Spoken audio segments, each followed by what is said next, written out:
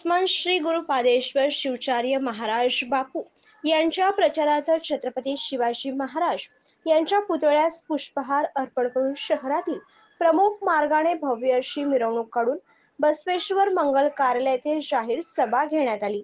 त्यावेळी मार्गदर्शन करताना श्री कालीचरण महाराज, सर्व मठाचे गुरुवर्य, समाज बांधव, महिला भगिनी, भक्तगण मोठ्या संख्येने उपस्थित होते।